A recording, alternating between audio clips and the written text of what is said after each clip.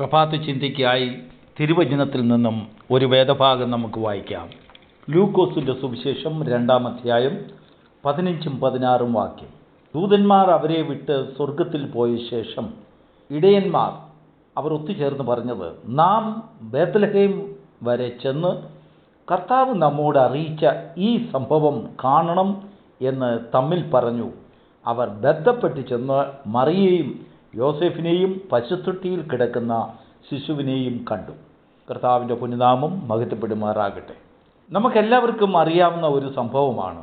യേശുവിൻ്റെ ജനനത്തിങ്കൽ ഇടയന്മാർക്ക് ദൂതന്മാർ പ്രത്യക്ഷനായി അവരോട് ദൂതന്മാർ അറിയിച്ച സുവിശേഷത്തെക്കുറിച്ച് നമുക്കെല്ലാവർക്കും നന്നായിട്ടറിയാം.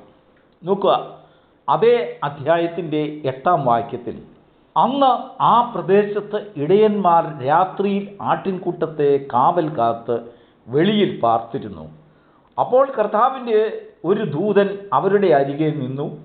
കർത്താവിൻ്റെ തേജസ് അവരെ ചുറ്റിമിന്നി. അവർ ഭയപരവശരായി തീർന്നു. ദൂതൻ അവരോട്, ഭയപ്പെടേണ്ട, സർവ്വജനത്തിനും ഉണ്ടാകുവാനുള്ളൊരു മഹാസന്തോഷം ഞാൻ നിങ്ങളോട് സുവിശേഷിക്കുന്നു. കർത്താവായ ക്രിസ്തു എന്ന രക്ഷിതാവ് ഇന്ന് ദാവീദിൻ്റെ പട്ടണത്തിൽ നിങ്ങൾക്കായി ജനിച്ചിരിക്കുന്നു. ദൈവത്തിന് സ്തോത്രം. കർത്താവ് ജനിച്ചതിൻ്റെ പിറ്റേ ദിവസം ഈ ഇടയന്മാർ കർത്താവിനെ അന്വേഷിച്ച് ദൂതന്മാർ പറഞ്ഞതുപോലെ ബേത്ലഹേം വരെ ചെന്ന് യേശുവിനെ കണ്ട ചരിത്രം നമുക്ക് നന്നായിട്ടറിയാം. ഇവിടെ ദൈവത്തിൻ്റെ ആത്മാവിന് നമ്മോട് പറയുവാനുള്ള ഒരു സന്ദേശം വ്യക്തമാക്കി തരണമെങ്കിൽ ഒരു വിഷയത്തിൽ ക്ലിയറൻസ് ഉണ്ടാകണം. സാധാരണയായി വേദപണ്ഡിതന്മാർ പല അഭിപ്രായം പറയുന്നവരാണ്. അവരിൽ ചിലർ പറയുന്നതായിട്ട് ഞാൻ ശ്രവിക്കുകയുണ്ടായി. അതായത് കർത്താവ് ജനിച്ചത് തണുപ്പ് കാലത്താകയില്ല, അത് ചൂടുകാലമായിരിക്കാം. കാരണം ആട്ടിടയന്മാർ തണുപ്പ് കാലത്ത് വെളിയിൽ പാർക്കുകയില്ല. അതായത് ആടുകളെ കാത്ത് വെളിയിൽ അവർ ഉറങ്ങുകയില്ല, അകത്തേ ഉറങ്ങുകയുള്ളൂ എന്ന്. എന്നാൽ അവരുടെ അങ്ങനെയുള്ള ഒരു അറിവിൻ്റെ ശ്രദ്ധയ്ക്ക് വേണ്ടി പറയുന്നു, ആടുകളെ ആക്രമിക്കുന്ന ചെന്നായ്ക്കൾ കൂടുതലും ആക്രമിക്കുന്നത് തണുപ്പ് കാലത്താണ്. അതിനൊരു കാരണമുണ്ട്. ആടുകളെ കാക്കുന്നതായ ഇടയന്മാർ യാതൊരു കാരണവശാലും തണുപ്പ് കാരണം വെളിയിൽ ഉറങ്ങുകയില്ല. അവരകത്ത് കൂടാരത്തിൽ അവരുടെ കമ്പിളിയെല്ലാം പൊതച്ച് വളരെ ഭദ്രമായി ഉറങ്ങുന്ന സമയമാണ് എന്ന് ചെന്നായ്ക്കൾക്ക് നല്ലതുപോലെ അറിയാം. ആ തക്കം നോക്കിയാണ് ചെന്നായ്ക്കൾ ആടുകളെ ആക്രമിക്കാൻ വരുന്നത്. എന്നാൽ ഈ ആടുകൾക്ക് വേണ്ടി ജീവൻ കൊടുക്കുന്നതായ ഒരു കൂട്ടം ഇടയന്മാർ എവിടെയുണ്ടോ ആ ഇടയന്മാർ ഷിഫ്റ്റ് വെച്ചാണ് ജോലി ചെയ്യുന്നത്. ഒരു കൂട്ടർ രാത്രിയിൽ ഉറങ്ങാതെ കാവൽ നിൽക്കും, വേറൊരു കൂട്ടർ ഉറങ്ങും.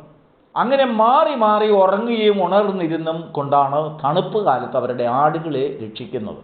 അവരുടെ തണുപ്പിന് വേണ്ടി അവർ ആഴി കൂട്ടി ചൂടിനു വേണ്ടി അങ്ങനെ വെളിയിൽ പാർക്കുന്ന സമയം. ദൈവത്തിന് സ്തോത്രം. ഇതിനെക്കുറിച്ചാണ് കർത്താവ് തൻ്റെ വചനത്തിൽ പരാമർശിക്കുന്ന യോഹന്നാന്റെ സുവിശേഷത്തിൽ പറയുന്നത്, നല്ല ഇടയൻ ആടുകൾക്ക് വേണ്ടി ജീവൻ കൊടുക്കുന്നു. കാരണം അത് ജീവൻ പണയം വെച്ചുള്ളതായ ഒരു കാവൽ നിൽപ്പാണ്. ഈ തണുപ്പ് കാലത്ത് ചെന്നായ്ക്കൾ കൂട്ടമായി വരുമെന്ന് ഇടയന്മാർക്ക് നന്നായിട്ടറിയാം. ജീവനെ ഭയന്ന് മാത്രമേ ആ പ്രവൃത്തി അപ്പോൾ അവർക്ക് ചെയ്യുവാൻ കഴിയുകയുള്ളൂ. ചൂടുകാലത്ത് ചെന്നായ്ക്കൾ ആട്ടിൻകൂട്ടത്തെ ആക്രമിക്കാൻ വരുന്നത് വളരെ വിളരമാണ്. ദൈവത്തിന് സ്തോത്രം. നോക്കൂ, ഇങ്ങനെയുള്ളതായ ഒരു ഇടയന്മാരെ സന്ദർശിച്ചും കൊണ്ടാണ് ദൈവത്തിൻ്റെ ദൂതൻ പറയുന്നത്, ഇന്ന് കർത്താവായ ക്രിസ്തു എന്ന രക്ഷിതാവ് ദാവീദിൻ്റെ പട്ടണത്തിൽ നിങ്ങൾക്കായി ജനിച്ചിരിക്കുന്നു.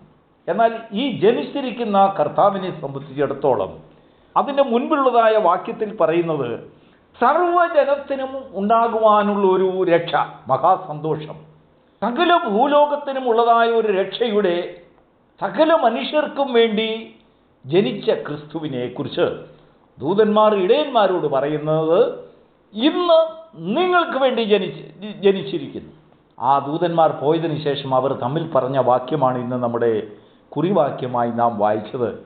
നാം ബേത്ലഹേം വരെ ചെന്ന് കർത്താവ് നമ്മോട് അറിയിച്ച ഈ സംഭവം അതൊന്ന് കാണണം. അവരുടെ ആഗ്രഹം. അവർ പോയി ദൂതന്മാർ പറഞ്ഞതുപോലെ തന്നെ ബന്ധപ്പെട്ട് ചെന്ന് മറിയയെയും യോസഫിനെയും പശുത്തൊട്ടിയിൽ കിടത്തിയിരിക്കുന്ന ശിശുവിനെയും കണ്ടു. കർത്താവിൻ്റെ ജനനം തണുപ്പ് കാലത്തുള്ള ആയിരുന്നു എന്നുള്ളതിന് രണ്ട് വ്യക്തമായ തെളിവുകളുണ്ട്. ഒന്ന്, കർത്താവിനെ പശുത്തൊട്ടിയിൽ കിടത്തിയതിൻ്റെ കാരണം അപ്പോൾ ജനിച്ച ശിശുവിന് ചൂട് കിട്ടുവാൻ വേണ്ടി കച്ചി, അതായത് വൈക്കോൽ നിരത്തിയിട്ട് മെത്ത പോലെ ആക്കിയിട്ട് അതിൻ്റെ മുകളിലാണ് ശീല ചുറ്റി കർത്താവിനെ കിടത്തിയിരിക്കും, ചൂടിനു വേണ്ടി. തണുപ്പ് കാലമാണ്. ദൈവത്തിന് സ്തോത്രം. രണ്ട്, തണുപ്പ് കാലത്ത് വെളിയിൽ കാവൽ നിന്ന ഇടയന്മാർ. ഈ രണ്ട് കാരണം വെച്ചുകൊണ്ട് തീർച്ചയായിട്ടും കർത്താവ് തണുപ്പ് കാലത്ത് തന്നെ ആയിരിക്കണം ജനിച്ചത്. അത് ഡിസംബറിലോ ജനുവരിയിലോ ഫെബ്രുവരിയിലോ എന്ന് അത് നമ്മുടെ വിഷയമല്ല. എന്നാൽ ഇവിടെ ദൈവത്തിൻ്റെ വചനം ചില വചനങ്ങൾ ചില പ്രവചനങ്ങൾ പൂർത്തിയാക്കുന്നതിന് വേണ്ടി ഇങ്ങനെയൊക്കെയുള്ള കാലങ്ങൾ തീർച്ചയായിട്ടും ദൈവം തിരഞ്ഞെടുത്തിട്ടുണ്ട് എന്നുള്ളത് വാസ്തവമാണ്. എന്നാൽ ഇന്ന് ദൈവത്തിൻ്റെ ആത്മാവ് നമ്മോട് പറയുവാനുള്ളത് തണുപ്പ് കാലത്തോ ചൂടുകാലത്തോ എന്നുള്ളത് വിശേഷതയല്ല. രണ്ട് വ്യക്തിത്വങ്ങളെ അല്ലെങ്കിൽ രണ്ട് സന്ദർശനങ്ങളെ ദൈവത്തിൻ്റെ ആത്മാവിനെ നമ്മോട് എടുത്തു കാണിക്കുവാനുണ്ട്. മത്തായിയുടെ സുവിശേഷം 1-ാം അധ്യായത്തിൽ നാം വായിക്കുന്നത്, ഹെരോദാവിൻ്റെ അടുത്ത് അല്ലെങ്കിൽ ലോകത്തെ യഹൂദന്മാരെ ഭരിക്കുവാനുള്ളതായ ഒരു രാജാവ് പിറന്നതിൻ്റെ നക്ഷത്രം കണ്ടുവന്നതായ വിദ്വാൻമാർ. രണ്ട് കൂട്ടരാണ് കർത്താവിനെ അന്വേഷിച്ചു വന്നത്. ഒന്ന്, ഇടയന്മാർ ദൈവത്തിൻ്റെ ദൂതന്മാരുടെ ആലോചന പ്രകാരം അവരുടെ ശബ്ദത്തെ ശ്രവിച്ചുകൊണ്ട് അതനുസരിച്ച് ദൂതന്മാർ പറഞ്ഞതൊന്ന് കാണുവാൻ വേണ്ടി വന്ന ദൈവീക നടത്തിപ്പിന് നിർദ്ദിഷ്ടമായ ആ പ്രാധാന്യം കൊടുത്തുകൊണ്ട് തന്നെ വന്ന ഇടയന്മാർ. രണ്ട്, ലക്ഷണം നോക്കി വന്ന വിദ്വാൻമാർ, ലോകജ്ഞാനം.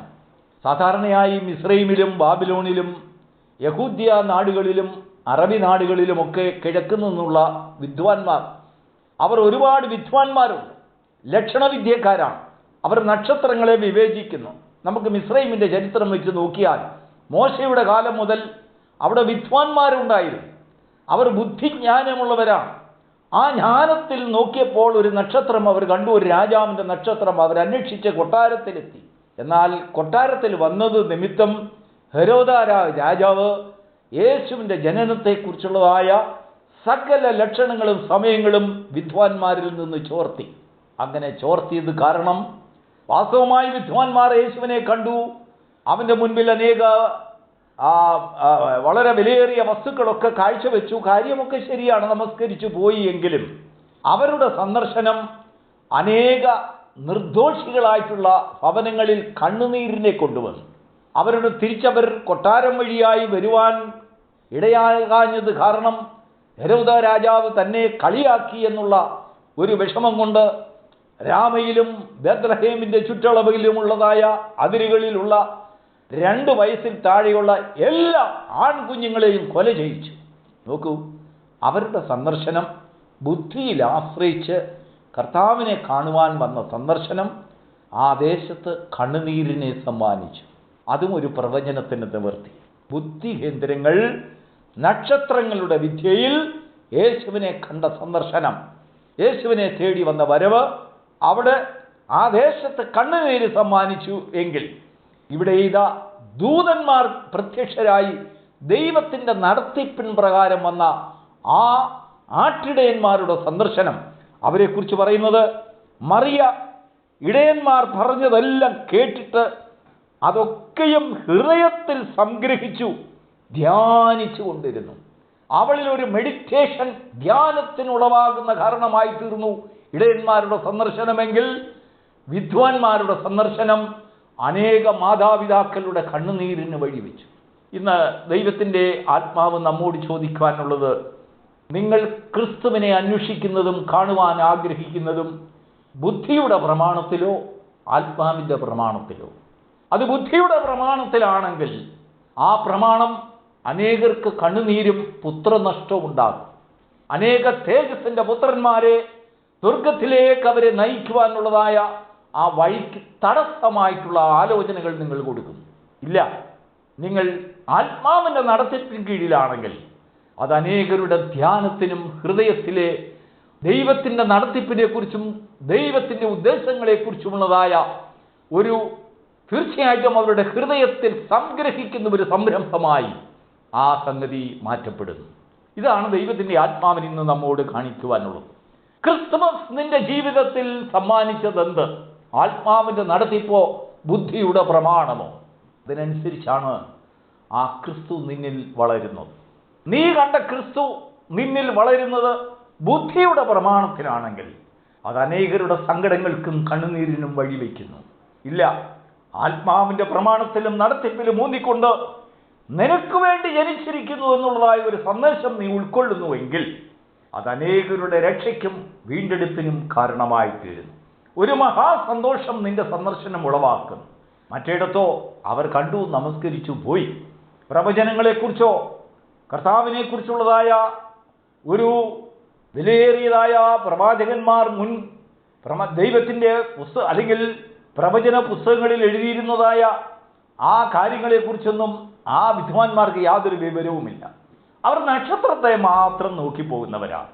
അവരുടെ ബുദ്ധി മുഴുവനും നക്ഷത്രങ്ങളും ലക്ഷണവിദ്യകളും ഇങ്ങനെയൊക്കെയുള്ളതായ ചെപ്പിടി വിദ്യകൾ അവരാശ്രയിക്കുന്നു. എങ്കിലും അവർ കൊണ്ടുവന്നതായ സമ്മാനങ്ങളൊക്കെ അതെല്ലാം ഒരു വേറൊരു ഭാഗം. യേശുവിനെന്തിന് സമ്മാനം, യേശുവിനെന്ത് സ്വർണം, യേശുവിനെന്ത് വെള്ളി, യേശുവിനെന്തിന് കുന്തുരുക്കം, ദൈവത്തിന് സ്തോത്രം. എന്നാൽ ദൈവത്തിൻ്റെ ആലോചനയും പ്രകാരം നീ ദൈവത്തെ സന്ദർശിക്കുന്ന ഒരു വ്യക്തിയാണെങ്കിൽ നിന്നിൽ കൂടെ ഈ മഹാസന്തോഷം ലോകത്തിൽ ദൈവത്തിന് വിതറിക്കൊടുക്കുവാനുണ്ട്. അത് വിതറിക്കൊടുക്കുവാൻ ആടുകൾക്ക് വേണ്ടി ജീവൻ കൊടുക്കുന്ന ഒരു കൂട്ടം ഇടയന്മാരെ മാത്രം ദൈവം കണ്ടെത്തി എന്നുള്ളതാണ് സത്യം. അനേക വിദ്വാൻമാർ ആ ദേശത്തുണ്ടായിരുന്നു, അനേക ജ്ഞാനികൾ ആ ദേശത്തുണ്ടായിരുന്നു. എങ്കിലും ആടുകൾക്ക് വേണ്ടി ജീവൻ കൊടുക്കുവാൻ അവരുടെ ജീവനെ ത്യജിച്ചും കൊണ്ട് ആ വെളിയിൽ തണുപ്പ് കാലത്ത് ചെന്നായ്ക്കളുടെ വരവിനെ കാത്തു അല്ലെങ്കിൽ അതിനെ തടഞ്ഞുകൊണ്ട് ആടുകളെ സംരക്ഷിക്കുന്നതായ ഒരു കൂട്ടം ഇടയന്മാർ എവിടെയുണ്ടോ ആ ഇടയന്മാരിൽ കൂടെ മഹാസന്തോഷത്തെ ലോകത്തിന് പ്രസിദ്ധമാക്കുവാൻ ദൈവത്തിന് പ്രസാദമാകുന്നു. ഇതാണ് സത്യം. ദൈവത്തിൻ്റെ ആത്മാവ് നമ്മോട് ഒരു പ്രാവശ്യം കൂടി ചോദിക്കുകയാണ്. ക്രിസ്തുമസ് കഴിഞ്ഞു, നമ്മൾ അടുത്ത ദിവസത്തേക്ക് വന്നു. ഈ പ്രഭാതത്തിൽ ഇന്ന് ഇടയന്മാർക്ക് പ്രത്യക്ഷപ്പെട്ടതായ ദിവസം, ഇനിയും ചില ദിവസങ്ങൾ കഴിഞ്ഞ് വിദ്വാൻമാർ നക്ഷത്രം കണ്ട ദിവസങ്ങൾ. നിന്റെ ജീവിതത്തെ, നിന്റെ ദർശനത്തെ നക്ഷത്രം സ്വാധീനിക്കുമോ? ദൈവദൂതന്മാരുടെ ശബ്ദം സ്വാധീനിക്കുമോ? ദൈവദൂതന്മാരുടെ ശബ്ദമാണ് നിന്നെ സ്വാധീനിക്കുന്നതെങ്കിൽ ആ ദൂതന്മാരോട് ചേർന്ന് നിനക്കൊരു സംഗീതമുണ്ട്. അത്യുന്നതങ്ങളിൽ ദൈവത്തിൻ്റെ മഹത്വം, ഭൂമിയിൽ ദൈവപ്രസാദമുള്ള മനുഷ്യർക്ക് സമാധാനം. ആ സമാധാനത്തെ പങ്കിടുന്ന വ്യക്തിയായി നീ മാറും. അനേകരുടെ രക്ഷയ്ക്കും സംരക്ഷണത്തിനും കാരണമാക്കുന്നതിനെ ജീവിതത്തിലെ മഹാസന്തോഷം അതറിയിക്കുവാൻ, ദേശത്തിലെ സന്തോഷം അറിയിക്കുവാൻ ദൂതന്മാർ നിന്നെ തിരഞ്ഞെടുക്കുന്നു, നിന്നെ കാണുന്നു, നിന്നെ ദർശിക്കുന്നു, നിന്നെ അതിന് മധ്യായവനായി കാണുന്നു. എന്നാൽ നിന്റെ ഹൃദയത്തിൽ ഒരാഗ്രഹം. ഈ സംഭവം ദൂതന്മാർ കർത്താവ് നമ്മോട് പറഞ്ഞത് ഒന്ന് പോയി കാണണം. ബേത്ലഹേം വരെ ഒന്ന് നടന്ന് കാണണം. ദൈവം നിന്നോട് സംസാരിച്ചിട്ടുണ്ടെങ്കിൽ, കർത്താവിനെ കുറിച്ച് സംസാരിച്ചിട്ടുണ്ടെങ്കിൽ, ദൈവത്തിൻ്റെ ആത്മാവ് പറയുന്നു, ആത്മാവ് നിന്നോട് പറഞ്ഞത് ഒന്ന് പോയി കാണുവാൻ. ദൈവം